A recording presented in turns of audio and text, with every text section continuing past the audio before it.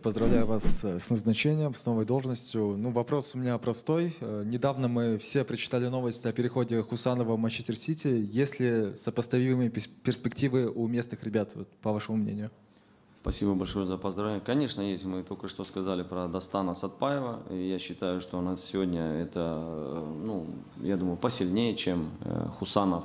Хусанов как защитник, а Дастан, я думаю, если при должном отношении, вы посмотрите, какая генетика. Это же атлет, которого сегодня можно просто развивать и давать ему все то, что нужно для европейского стандарта, где в топ клубы будут попадать. И я думаю, что если сегодня у Реал Мадрида есть Арда Гюлер, есть Эндрик, бразилец, то Дастан Сатпаев просто может от того, что у него паспорт казахстанский, пока не привлек этого внимания. А так на международной арене, в молодежных сборных и в национальной сборной Дастан Сатпаев может замахнуться на эту ситуацию. Поверьте мне, мы все смотрим и следим.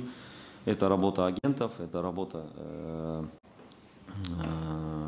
клубов, в которых находятся наши футболисты. И я считаю, что Дастан Сатпаев – это одна из звезд.